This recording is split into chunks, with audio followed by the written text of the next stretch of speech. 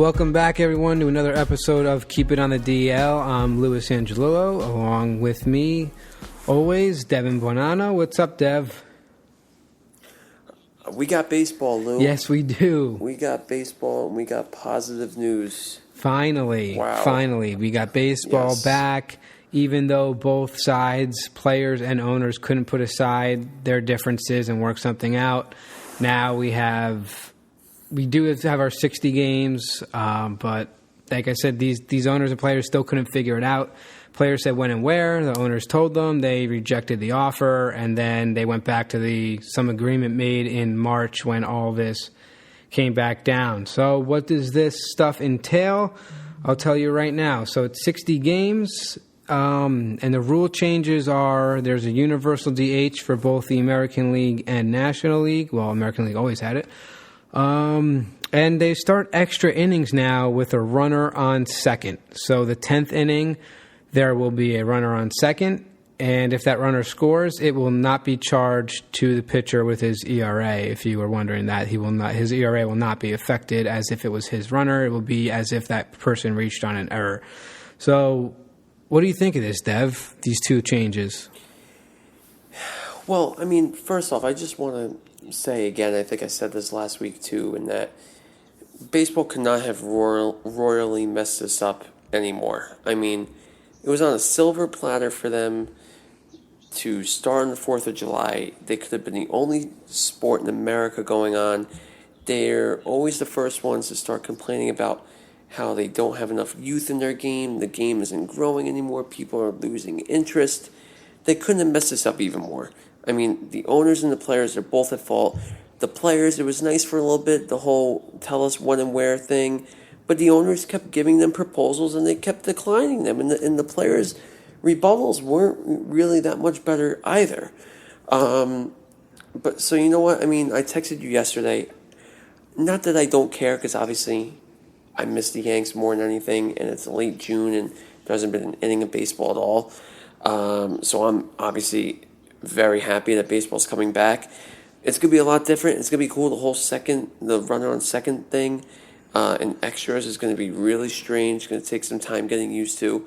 But honestly, the one thing I'm very excited for, at least for 1 year, are having the Yankees and Mets be divisional rivals. I think that's so cool. It's going to have a completely different wrinkle. For example, I mean, the Dodgers and Angels will be, the Cubs and the White Sox. For teams that have two teams in each city, it's going to be nice. You know, it's going to be something that's never going to happen again. But, I mean, 60 games is 60 games at the end of the day. I'm excited. I'm excited to see the Yanks go down, hopefully down the Canyon of Heroes in November with or without a parade. Yeah, I mean, whatever. I know we talked about the asterisks last week. Like, yes, this season is definitely coming with an asterisk, but does it mean less if you? I mean, I'm going to hate it if the Yankees don't win the World Series this year. I'm going to be just as mad as as last year if they didn't win. I'm still going to be upset if the Yankees don't win the World Series. And if they do win the World Series, I think I'm still going to be ecstatic. I mean, the playoffs are still the same. They're probably going to be very similar teams to what you were playing. Just because there was a 60-game season, I mean, the playoffs are still going to be the same number of games, and you're going to get it at the same time period against probably the same opponents that you would have even if it was a 162-game season. Now, anything can happen in a 60-game season. The Blue Jays could win the AL East. I'm very serious about that. If those young studs in that lineup are averaging 8 runs a game for 30 games straight, that's half the season. They're putting up 8 runs a game. So really anything can happen in this kind of season, but I still think those better teams are going to be on top. You're going to see the Dodgers in the playoffs. You're going to see the Nationals. You're going to see the Yankees. You're probably going to see the Twins in the Central, and then the Astros in the West, most likely. But you still are going to get those good teams in the playoffs. I don't think something too drastic could change, but there's definitely going to be a surprise or two this year. No, there definitely will be, because obviously with the shortened season, you see it all the time. I remember, I don't know if it was last year or a few years ago, but the White Sox were the best team in the AL, I think, until the beginning of June, which is just about 60 games. You know, you see teams always come off hot starts and then fall down towards the end of the year or towards the All-Star break or whatever it may be. So there really is no wiggle room No, here. there's none. Teams have to – there isn't. Teams are going to have to hit the ground running. 60 games to 60 games. It's going to be very competitive. I think this is going to be one of the most competitive seasons we're going to see in baseball history. Like I said, I'm really interested in the wrinkles of it. I know we were touching upon this off air, but the whole thing about how the farm system's going to work, about injuries and a trade deadline. I mean, there's so many things that are going to go into this. And I'm reading right now, Lou, also on Yahoo, that Heyman reported that teams will play 40 games within their division and 20 interleague games. Wow. So for the Yankees specifically, they're going to play 40 games against the AL East and 20 against the NL East. And for the Mets, they're going to play 40 in the NL East and 20 against the AL East. That's an amazing piece of information because I think that's the only information we were missing going into this show was what the schedule is going to look like. And now we know. That's breaking news right there. 40 games. So 40 games against the AL East. So that's 10 games against each opponent, I believe. Yes. Or more than 10. But I want to know the break. No, there's Orioles, 10 against each team. 10 against each. Right. And then 20 would be 4 games against the other teams. So 4 games against the Mets, the Yankees would have, and they'd have 10 games against the Blue Jays and so on. Right. So I don't disagree with that. It's going to be 5 2-game sets, I think, if my math adds up. No. 4 2-game sets. Right? There's not going to be any 3-game series. No. It's either going to be it might be one full 4-game set for each interleague team because I don't think they really want to move them around that much. So I'm thinking 4-game sets against, they'll play them just 4 days in a row. Right. Something like that. I mean, that works too. Yeah, and then they're going to get a series of, maybe 3, 3, and 4 against the your division. Right. All right. I mean, that's the best way. I really think that's the best way to do it. I mean, we're not going to get a Yankees-Astros game in the regular season for, a nice, Paxton could dial one up right to Altuve, but we're not going to see that. And I hope that this doesn't get looked past. I think that they still need to get beamed in 2021. Yeah, I'm ready for it. Either 2020 or 2021. But let me say something because I've voiced this over the past few months. I'm dying to go to a game. I know you are. A lot of people are dying to get into the stadium. I'm reading on Yahoo again on this fresh article that was just posted within the past 15 minutes is the short answer, don't count on having fans at games. Texas is still trying to have people get to games. But the Chicago mayor, she said a lot of teams, a lot of things are going to be dictated by the league offices in conjunction with the players' associations. But she did say, in my expectation in the short term, they're going to reopen without fans in the stands. But over time, we will get to a place where we can see some fans in seats in stadiums and other venues. So does that mean towards the end of the season, for the playoffs? It depends on where we are as a society. Or maybe the MLB takes the measures of something similar to what NASCAR did and have fans sign waivers if they want to go to games, saying that they're not liable if they do contact the virus. But of course, a lot of things go into that. So we'll see what happens. It's going to be interesting. It's going to be a very tempting piece for the MLB to ignore ticket revenue and everything with beers and sodas and meals and all that stuff within stadiums. Even if they can get a few thousand people, I mean, it's some money in the bank, but they have to see where their priorities lie. Absolutely. I mean, I think the biggest priority is getting baseball going right now, not worry about the fans right now. Just get the product out on the field and get it going. That's the number one priority right now. Then playoffs, maybe you can think about that, being like, all right, come into the stadium with your, make masks mandatory, to have on you, and try to, I guess, sell as many seats as you can with distancing. Like, I'd be all for that. But yeah, another thing, the waiver thing isn't a horrible idea. The waiver, but you might make a conscious decision to go to a game with signing your waiver and everything, and you go to work the next day and somehow you contracted it, and now the office needs to know about it, and you're the bad guy in the office, so you're taking a huge risk by signing that waiver. So there are just little things like that where the waiver does have its complications and things, but I'm definitely for it. I would love to see fans at the games. The players would love to see fans at the games. I mean, the energy in the playoff energy in Yankee Stadium in October. I mean, you don't even have to. Everyone knows what it is. It's one of the greatest things in sports is a playoff atmosphere in the Bronx in October. So. Yeah. Not seeing that, it's going to be weird if just the stadium rocking, and it would be weird seeing come playoffs. So before we transition here, just going over a couple other details. Players will receive about 37% of their salaries. It's just they're getting paid as if they were playing 162 games, like per game basis. So they're getting paid for 60 games on a per game basis. So that's how the 37% number came along.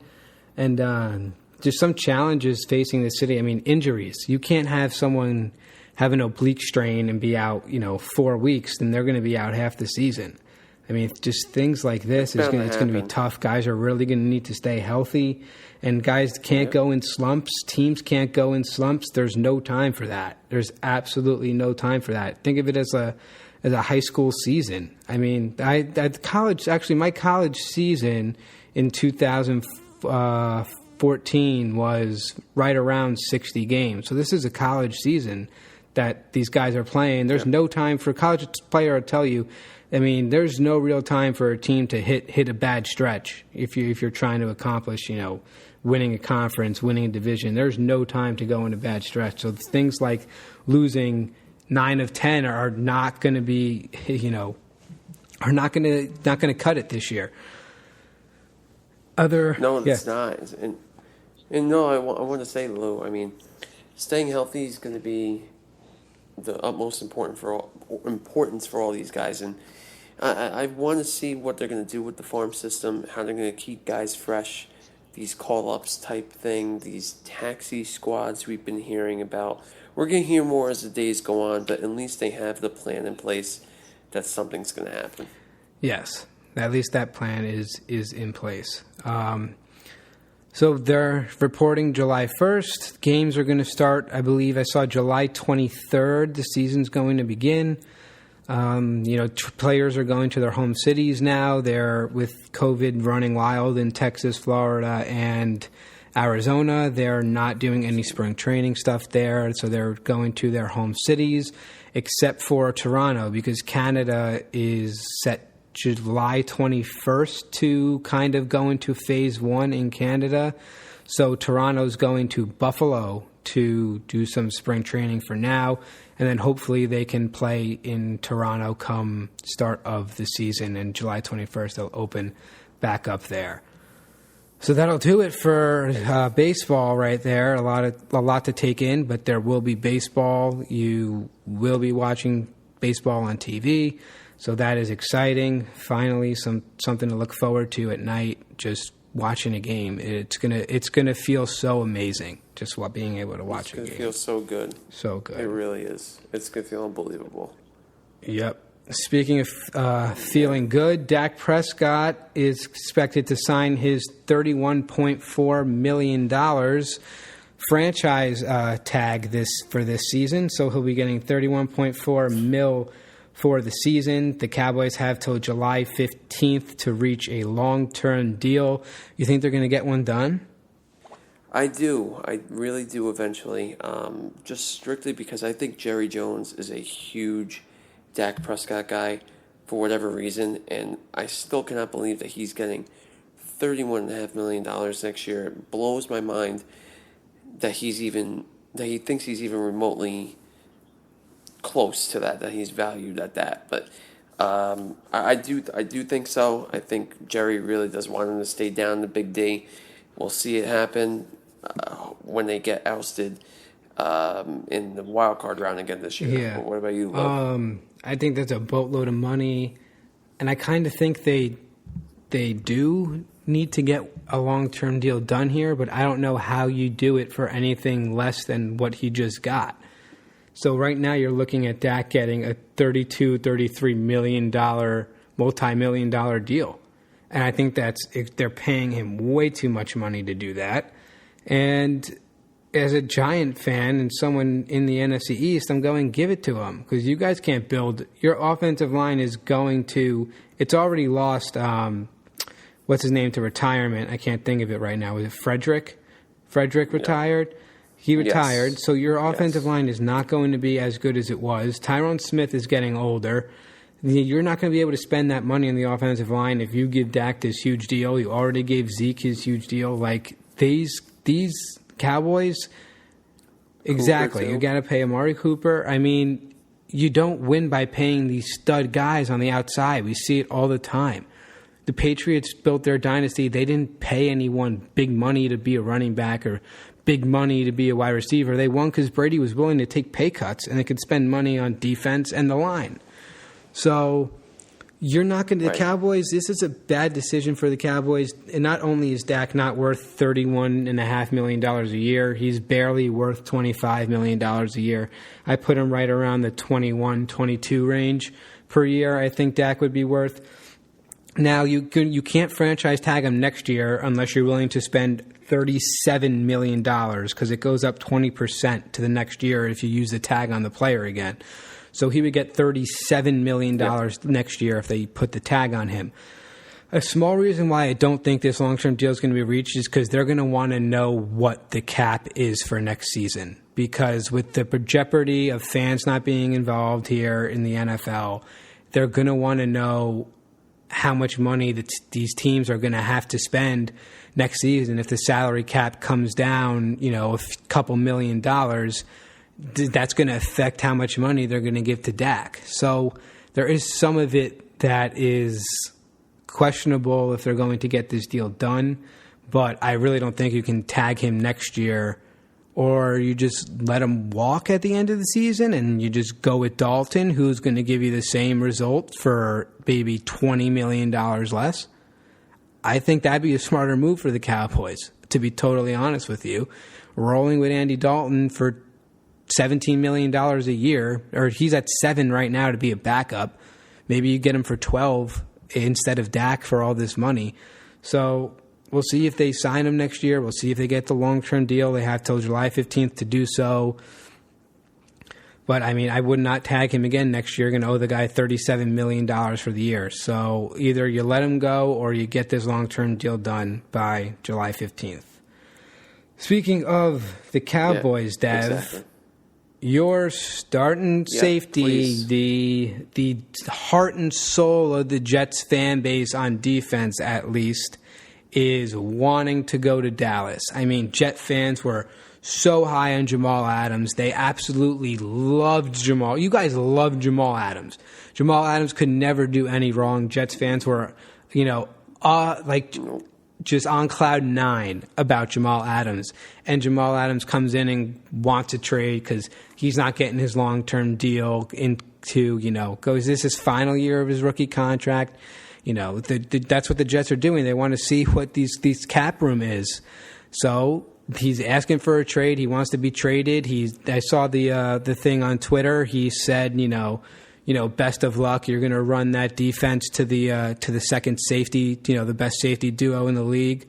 There you go, Marcus May. I went blank on his name. So, he basically said, take over that defense, Marcus, because I'm leaving. I'm getting traded. I'm going somewhere. I'm not playing for the Jets next year. Dev, is this like a knife to the back? Man, I don't even know where to start, to be honest with you, because I'll start by saying I was one of those Jamal Adams people. I thought he is the definition of a cornerstone player, the definition of the guy that Joe Douglas wants to build this team around. 24 years old, one of the best players at his position, a great character guy, a guy that loves his team, has great work ethic, shows it on the field. Everything that you could possibly want in a player, Jamal Adams exemplified that throughout his career with the Jets.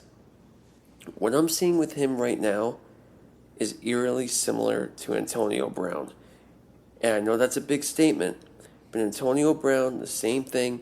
Not quiet, but respectable. Big emphasis on that word. But respectable guy. Didn't run his mouth too much, but normal guy. Loved playing with the Steelers. Loved playing with Big Ben. But then something just turned on in his head that kind of went off his rocker. CTE came into his head. I'm not going to say what it is, but I think Jamal Adams is a little similar to this, strictly because I don't know why he's telling Marcus May, have fun with the defense. I'm a miss playing with you, brother. Like it's a foregone conclusion. He's still a member of the Jets. He still has a contract. It's just very unprofessional, and I think a lot of teams have to take that into consideration. I understand that he's very upset, but like you touched upon, Lou, with Dak, it's not the Jets' fault. They can't make any impulse decisions, and right now considering contract negotiations, because the cap is unsettled. That's been a foregone conclusion for a bit now. And Joe Douglas has constantly come out and said he is not going anywhere. Jamal Adams is going to be a New York Jet. We want to make him a New York Jet for life. Personally, if I was a betting man, I still believe they will repair this friendship and figure out a deal, if I had to bet right now. But I am now not going to be surprised if they do move on. Personally, I think there's a lot more benefits to him moving on, because they could potentially get another offensive lineman for Sam, get some picks, get possibly a playmaker, all in exchange for a guy that's kind of off his rocker right now. So either way, I don't know what's going to happen. I think they're going to want to try to re-sign him, but I'd be okay with trading him also now.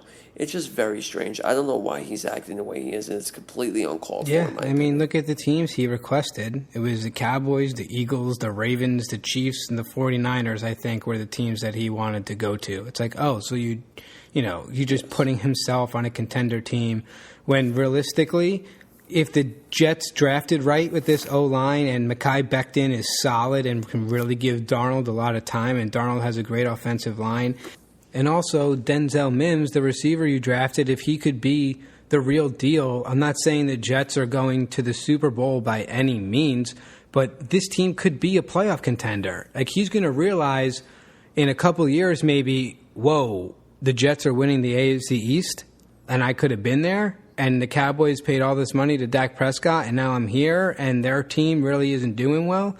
But I could have been on the AFC East champion New York Jets, whose only competition really seems like this Buffalo Bills team with a great defense and a solid quarterback in Josh Allen, because I'm not going to put Miami up there yet. They still, I want to see what Tua does at the NFL level, which I don't think is going to be much. He might be a bust, but I'm not talking about Tua. But just Adams, I just didn't like his demeanor, the wanting to be traded thing, wanting a contract. I don't know why guys feel like they're entitled to these contracts. Like, you have your rookie deal. That is your rookie deal. You know what you signed up for. You know when you're going to be a free agent. Stop asking for money. Like, maybe you go in like, hey, can we work something out here on a long-term deal? I'm in my last deal. I want to stay here. There's nothing wrong with that. But you go out and you finish the season. You honor your contract. You honor your deal. You know that football is a tough game. It's not an easy game. You know that your career could be over at any moment. And yes, security is great. That long-term deal, knowing that I can go out, break my leg tomorrow and I'll still have my contract. That's obviously a fantastic feeling. But you know your profession. You know what you chose to do. You know that those are the risks you're taking.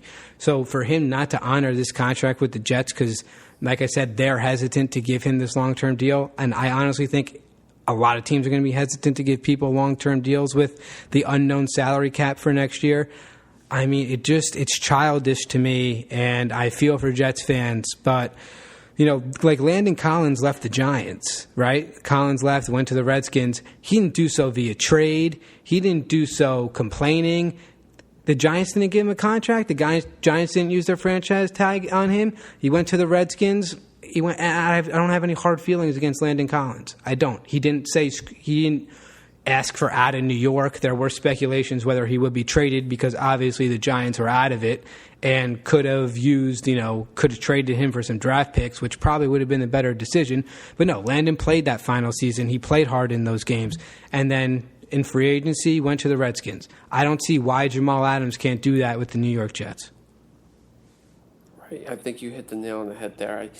I think he's it's going a little too far saying he's entitled. I want to say that, but I mean, it is his rookie deal.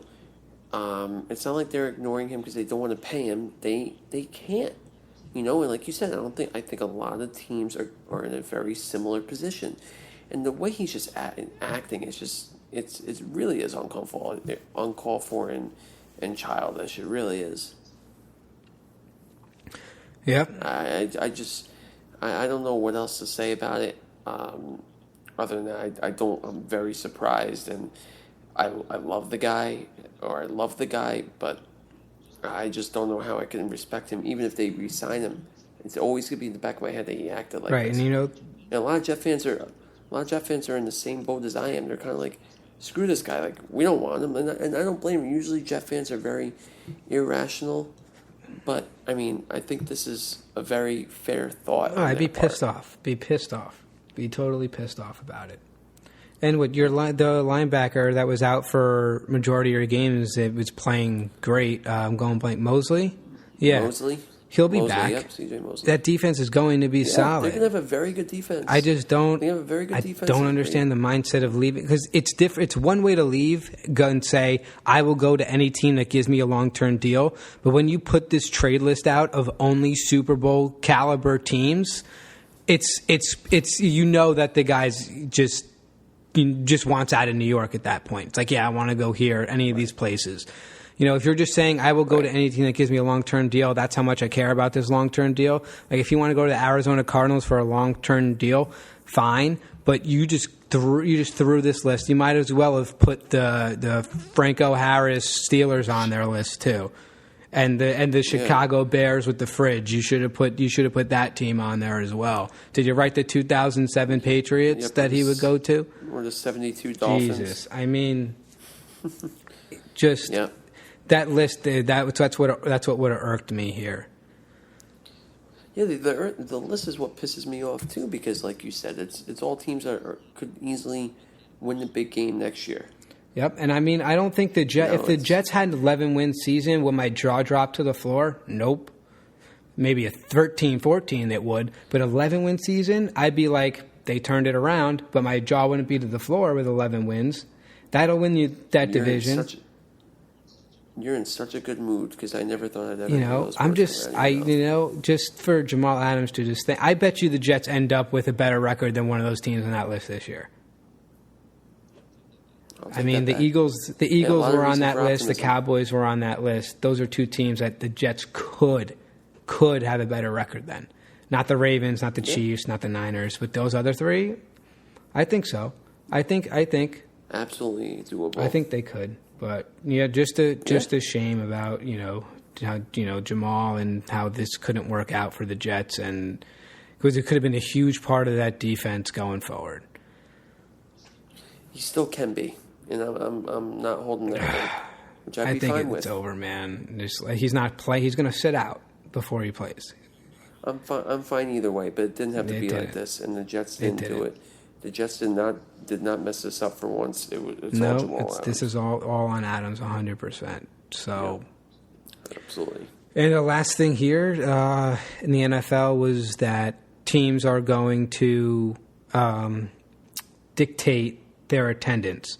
So teams in California, teams in Texas will dictate how many fans are going to be allowed in their arena, probably based on what their governors say about their state. So I think that you're going to see some stadiums a little bit more filled than other stadiums would. and you're going to see. I don't think you're going to see any full stadiums come this season. I think that's way too far of a stretch to think about.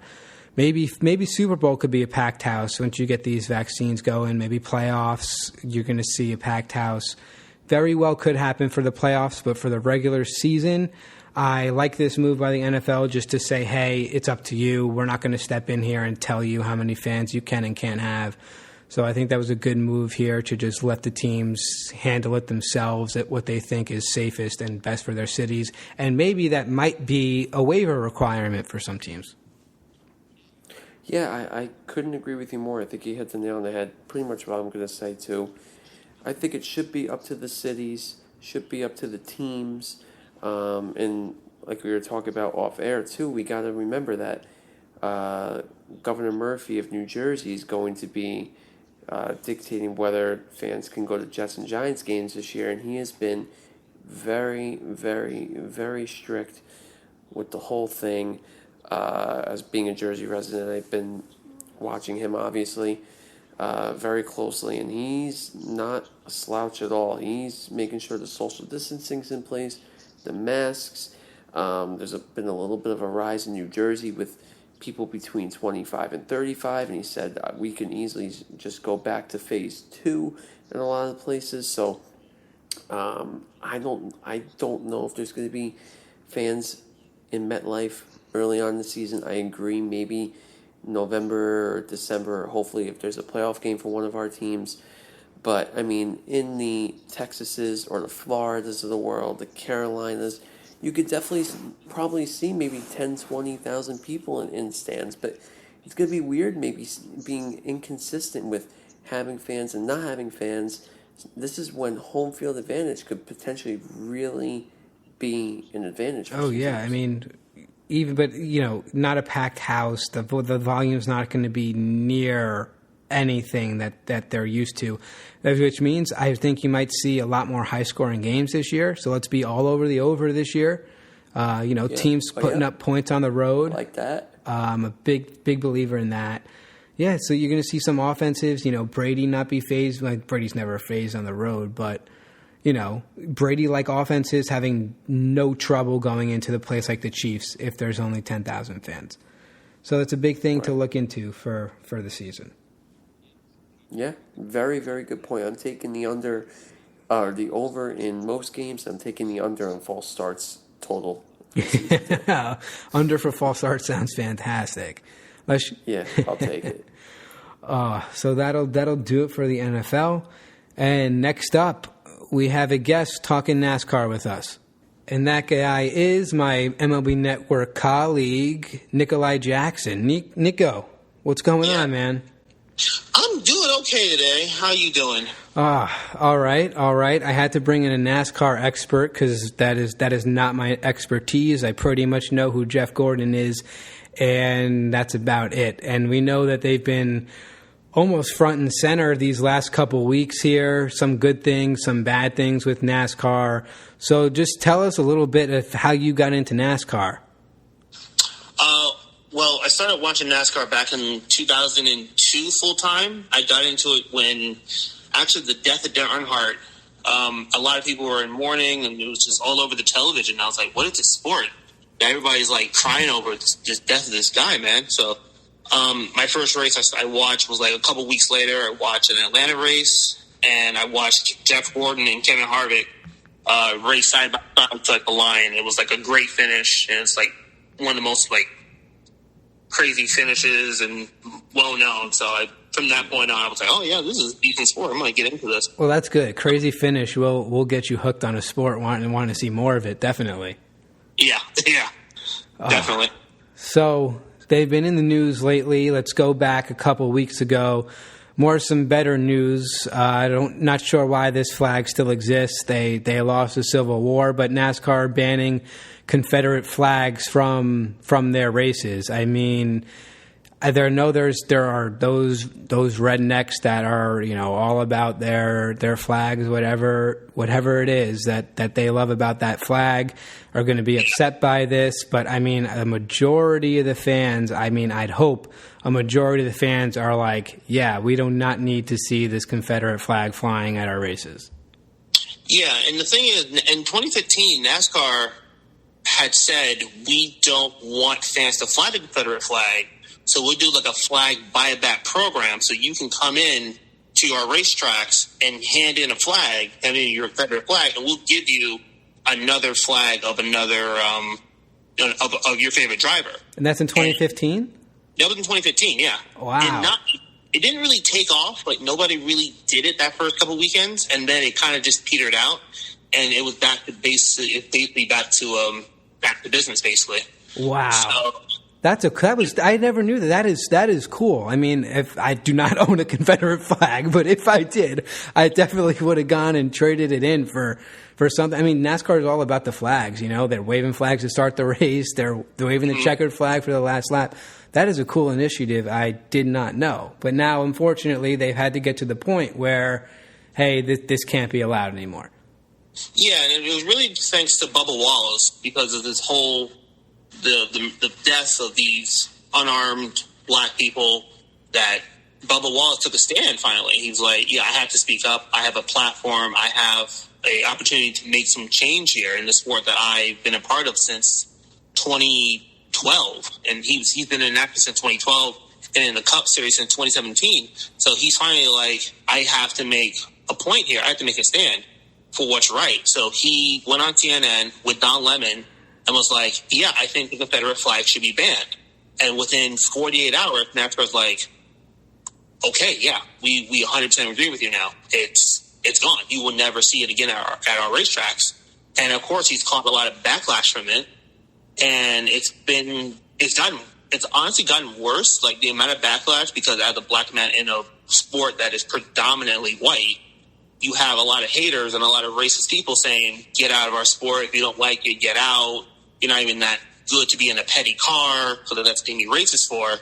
So he's got a lot of flack and a lot of hate, but it's gotten a lot worse as of, the last 48 hours. Yeah, which is unfortunate because it is a positive movement that, Bubba has been doing. And if you could, just refresh me. I do not know my history of NASCAR. Have there been other African-American drivers in this sport? Yeah, there was a driver back in the 60s named Wendell Scott. I believe he won a race, I think. So I was wondering if there was an African-American to ever win a NASCAR event. I believe he did in NASCAR back in the 60s. He never got the trophy or whatever. So he's still, that family, the Wendell Scott family, never actually got the trophy that was rightfully there or rightfully his. But, yeah, it's NASCAR in trying to diversify. They've improved on. They have a NASCAR Drive for Diversity program that they implemented in 2003. That's how Bubba Wallace came up through.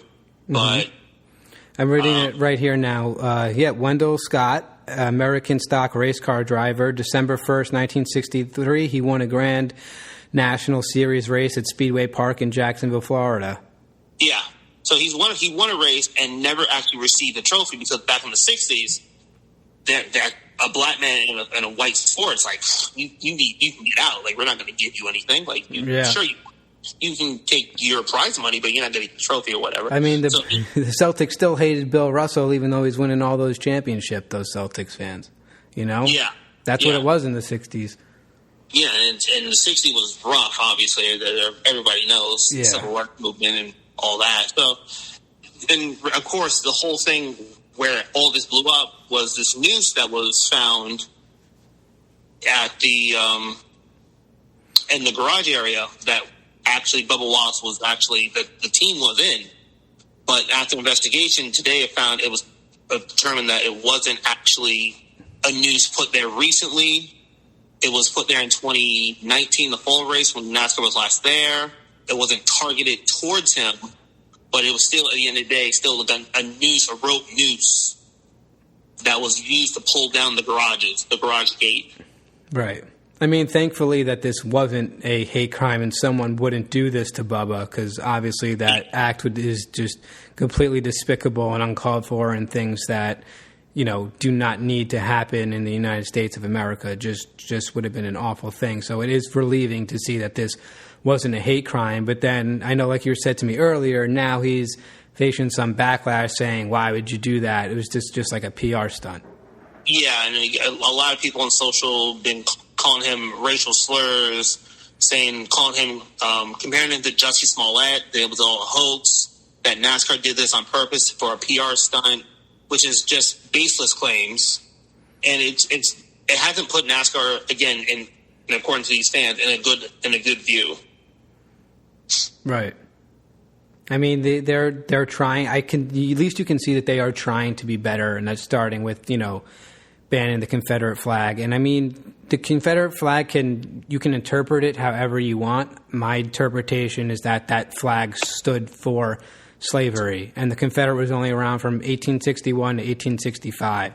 So come 1866, that the flag basically, it still stands for slavery, but just shouldn't be around. You guys lost the war. It's just not a flag that should hold meaning, and unfortunately that meaning that it still could hold is this pro-slavery narrative. And anyone who flies this flag, I'm not going to go over there and say, hey, how are you at a NASCAR tailgate. Yeah, and people compare it to it's not slavery, it's not based on slavery, it's just my heritage, and I'm just proud of where I come from, and that's their rationale behind having the Confederate flag and bringing it to NASCAR races.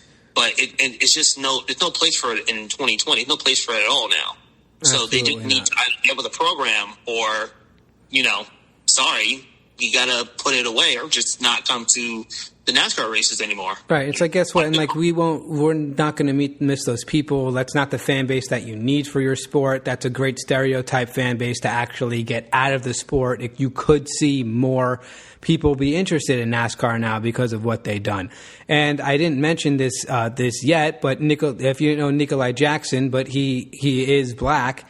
I know you probably don't have a lot more friends that are NASCAR. Maybe they can get into it now because they're like, maybe these rednecks are leaving our sport. Yeah, and as a person who is African American, I've been to one NASCAR race. I can't recall seeing a Confederate flag with that Dover, so it's not really a Southern. Right. But I did see a lot of other African American people at the race I attended. And everybody seemed to have a good time. I had a great time. My sister, who accompanied me at the race, she also had a good time. We would love to go back, and especially now, I want to be able to support Bubba. I want to be able to go and enjoy the sport that I love watching, because it's such a great time to go to. Yeah. So this is the time for NASCAR to really make that change, to really say, yeah, there's no place for a Confederate flag. There's no place for racial, name calling or anything like that. It's time for enjoy the racing that you're watching and love everybody that's here, and just relax. Absolutely. Just watch some good racing. So, and there was obviously a pretty powerful moment of Bubba with his car at Talladega, where the other racers, they believe they walked him out to his car and to the starting line or something like that. Can you reflect on that a little bit? Yeah, that was a really, really powerful moment on Monday, because the race was supposed to race on Sunday, but it got rained out, or we got rained out. So when then they found the news thing, and they were just showing we're supporting Bubba. I stand with Bubba Wallace. So they literally pushed his car out to the front of the grid during the prayer and national anthem, and they just really wanted to show that we all have your back. Yeah, and it was a really, really powerful moment. Mike Joy, if you heard or watched the broadcast, unscripted, just from the heart, just said some very, very strong words, and it was a really, really powerful moment. And obviously, the owner of the car that he races for, Richard Petty, a 7-time champion, considered one of the greatest drivers of NASCAR history, he also came to the racetrack for the first time since the pandemic, and he said he had to be there for his driver. And that's a huge, huge, huge thing that he did. Yeah. And he gave him a big hug, embraced him. It was just a really, really strong moment. Everybody around him just give him a round of applause, give him a hug and everything. It was really, really strong. It just showed how close-knit and how supportive the NASCAR drivers, and it should be the fans as well, embrace Bubba for who he is and his talents. 100%. And, I believe you can, correct me if I'm wrong here, but I think there was just one person that was hurt by the Confederate flag being banned at races, and that was a race car driver, I think Ray Criselli. What was his name? Ray Piccatelli, that's how I pronounce his name. But yeah. So this guy is like leaving the sport now, but he's never placed in any race ever. So not going to be missed. I mean, as a NASCAR fan since, again, 2002, I've never heard of this guy. I had to look him up. Like, Ray Piccatelli, he races in the truck series. He hasn't really placed higher than like 28th or 30th. He's not really like a front runner, obviously. So it's like, who is this guy? And then he went on to say, like, I'm going to finish out the season, but after that, I'm going to retire. So it's just like, you could just leave now. To be honest. No one's going to miss you. No one's going to miss you. Like, you're wrong here. You're on the wrong side of history. Buddy. Absolutely. And I just want to say this one last thing, though. There was another incident. I think it was not an incident, but a comment made about a former NASCAR driver's son said that he wanted like that noose to be put around Bubba Wallace's neck, and he wanted Bubba to be dragged through pit road from a car. Like, that's a former NASCAR driver's son saying that. So it just goes to show that it's not just the fans, it's also the nature of the sport. It's the nature of the sport, and we're really they're trying to clean that out. They've been trying to clean that for years, trying to get rid of that notion of, like, NASCAR is inherently racist. And as a fan since 2002, I just don't. And you mean Bubba Wallace? I obviously haven't really heard of him until this past month. But you hope that he can be this. I mean, he definitely seems it.